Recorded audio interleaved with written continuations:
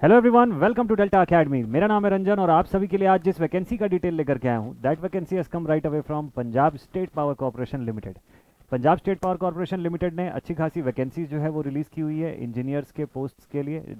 B take diploma के candidates कैसे उस पर एलिजिबल होंगे, क्या क्या क्राइटेरिया रहेगी, एग्जामिनेशन कैसा होगा, कितनी सीटें आई है इलेक्ट्रिकल के स्टूडेंट्स के लिए, ये सारी की सारी डिटेल्स आप लोग को बताऊंगा। पूरा वीडियो टिल द एंड ध्यान से देखिएगा। चलिए स्टार्ट करते हैं। तो सबसे पहले हम लोग पहुंच गए pspcl.in, इनके ऑफिशियल वेबसाइट पर।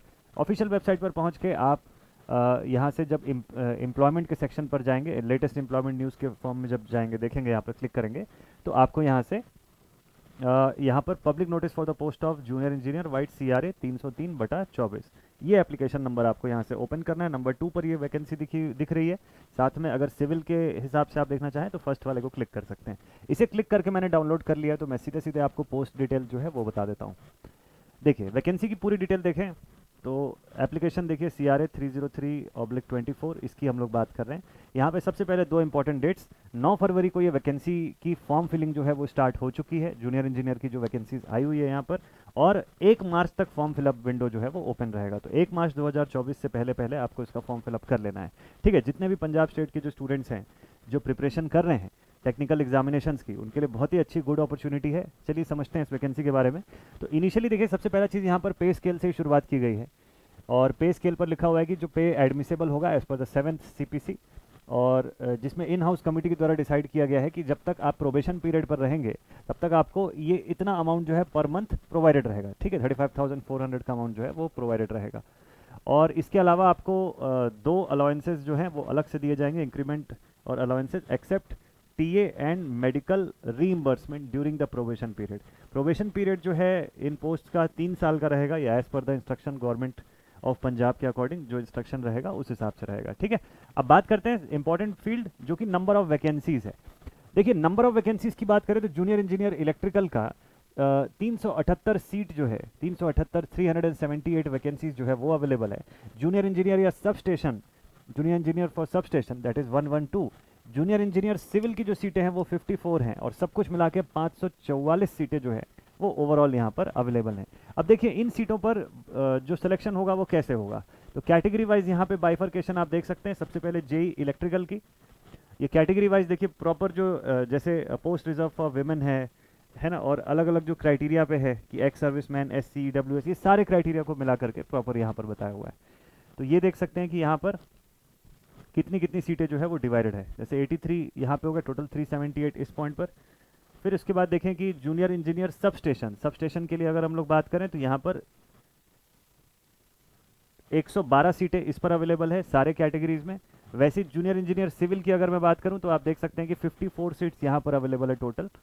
और अब बात करें वैकेंसी और एलिजिबिलिटी क्राइटेरिया की, तो बिल्कुल क्लियर चीज़ों, बिल्कुल क्लियर वर्ड्स में इन्होंने बताया हुआ है कि भाई वैकेंसी के लिए ना आपको डिप्लोमा जो है आपका मैंडेटरी क्वालिफिकेशन है।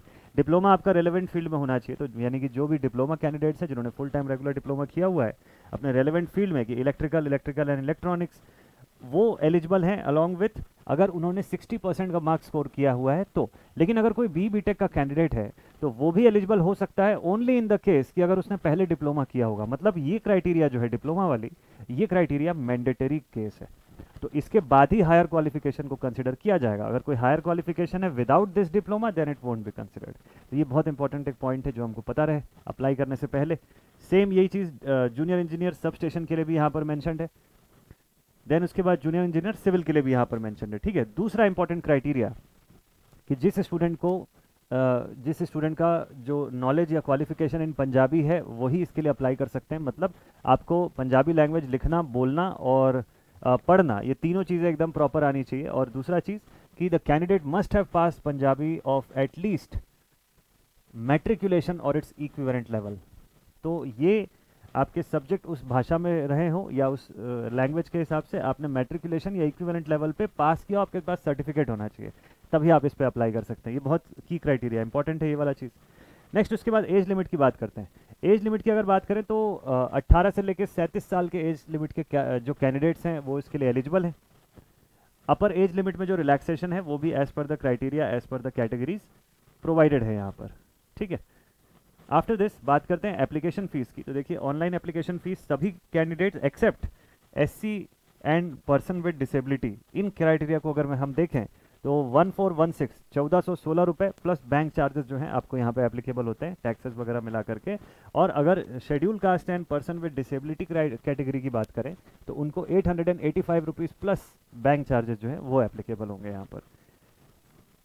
फिर इसके बाद रिजर्वेशंस और जो बेसिक नॉर्म्स है वो तो यहाँ पर है ही अवेलेबल है ना, उसके वो तो गवर्नमेंट के नॉर्म्स के हिसाब से जैसे अवेलेबल रहते हैं वो। दूसरे काम की चीज़ मैं आपको बता दूं, इसमें टेस्ट क्राइटेरिया की बात कर लेते हैं। देखिए स्कीम ऑफ एग्जामिनेशन कैसा होगा।